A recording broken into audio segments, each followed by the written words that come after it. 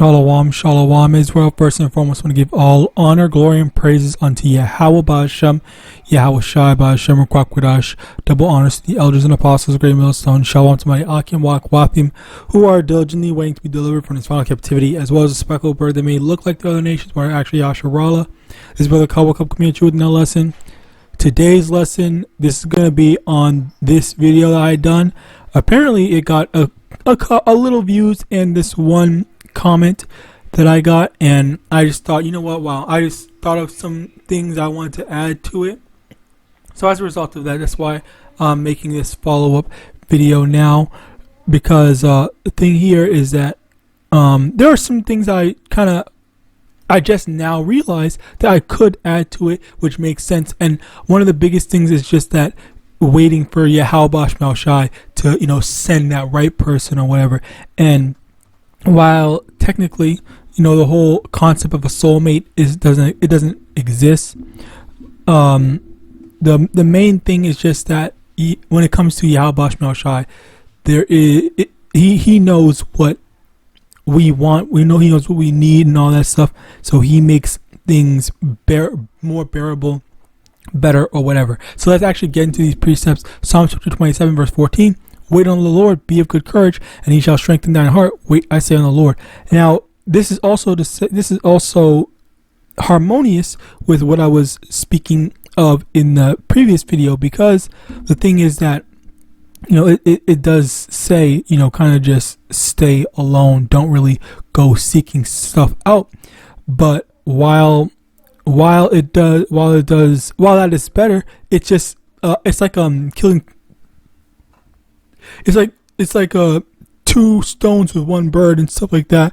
I know it's two birds with one stone, but I like to switch the analogy around. But basically, it's basically a matter of, okay, well, what if I have the mindset of I'm gonna stay alone or whatever, then when the Lord actually sends that right person, whatever, then that's when you'll be like, oh, well, hold on, let me explore this option or whatever and stuff like that. And then that's when the Lord is just going to, make everything fit perfectly into your plans, your lap, your whatever and stuff like that, where it's just going to be convenient. It's just going to be right for you. All right. Where again, like that's the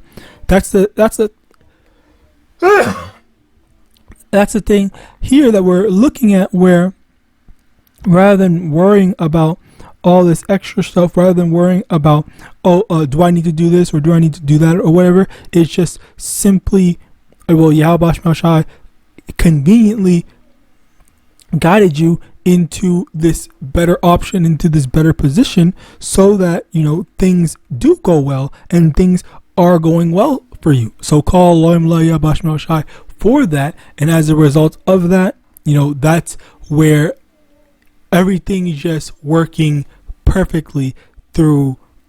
Everything's working towards that one combined end result, which ultimately benefits you through your patience, in terms of, okay, well, I'm just gonna stay alone, and if the Lord blesses me, then okay, well, he's the Lord that blesses me, and if not, then you don't go seeking out things that are negative in your life. All right, now because I forgot to keep on searching for this, so I'm just gonna skip this. Matthew chapter 6 verse 8. Be ye not therefore like unto them, for your Father knoweth what things ye have need of before ye ask him. And this is the thing here, where you might want this, you might want something or whatever, but ultimately, when it comes to YAHAWAH, the only thing is, yes, we want it, but you still have to have patience. You just have to wait for YAHAWAH to either give it to you, send it to you, or whatever. But again, like, there's that thing, because it's just like for example, like, you really need food or whatever, but rather than going to steal food or eating something that you shouldn't eat, you wait patiently, and then, okay, YAHAWAH sent you some chicken or some beef or something that is just right for you and you're allowed to eat, and it all works out, because while then during the time then, you just abstain, and you're struggling, you're suffering or whatever, but you're not sinning against Yahawadah. You're not putting yourself in danger. You're not putting yourself in harm's way. You're just waiting and being patient with Yahweh. Being patient because and you have faith that Yahawadah is going to set you up with something that is just perfect for you, if not perfect in general. All right. So continuing on, Romans chapter 8 verse 27. Romans chapter 8 verse 26. Likewise, the Spirit also helpeth our infirmities, for we know not what we should pray for as we ought, but the Spirit itself maketh intercession for us with groanings which cannot be uttered. And he that searcheth the hearts knoweth what is the mind of the Spirit, because he maketh intercession to the saints, for the saints, Lakia, according to the will of Yahweh. Basically, so someone might want someone, they say, hey, Yahawadah, please give me this fancy car or whatever, and the Lord makes that intercession to say, okay, well, or the Holy Spirit makes that intercession to say, okay, well, yes, you might want the car, and you might need a car, but right now you don't. That car is going to make you have to pay extra money for certain things. So let me wait a bit. Let's make you wait a bit, and then you move someplace else that has better access for that car, for maintenance of that car. So then, okay, well, now here's the car, the Lord blesses you with that. And that's the same thing that extends onto literally everything, and also as well as the main topic of this. And Slaki, that's the beauty of it, where this is not just a one-to-one lesson.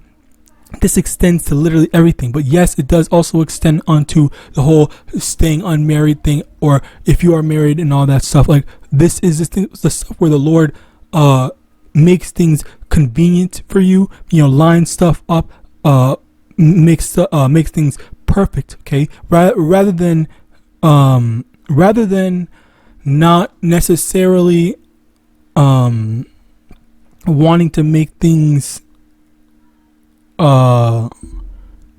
immediate or your way right now. Instead of doing that, you just wait for, Yahawadah, he's working on this, he's working on that, and things are just lining up perfectly for you. All right. So this is the thing I kind of want to bring as an add-on onto the lesson, because this is something that people tend to, not necessarily think of. All right. This is something that's uncommon, that people say, okay, well, I'm just suffering. I'm always struggling. I'm always this and the third. Not just in this one area, but in multiple areas. And as a result of that suffering, like you're just constantly asking and begging and asking Yahawadah to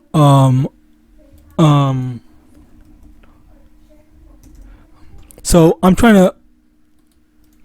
I think there's one more precept, and then I'll end it off here.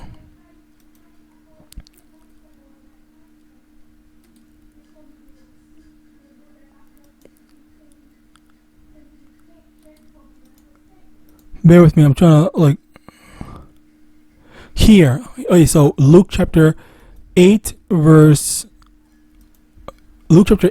I meant to say, verse 1. And he spake a parable unto them to this end, that men ought always to pray and not to faint, saying there was in a city a judge which feared not Yahweh, neither regarded man, and there was a widow in that city, and she came unto him, saying, avenge me of my adversary. And he would not for a while, but afterward he said within himself, though I fear not Yahweh, nor regard man, yet because this widow troubleth me, I will avenge her, lest by her continuous coming she weary me. So basically, it's the same thing where you're constantly asking Yahawadah, please, help me out, do this or that or third or whatever, requesting stuff, and it's not happening right now, but the main thing to remember is that number one, your continuous begging, your continuous prayers, that actually means something. Yes, but also you also have the matter of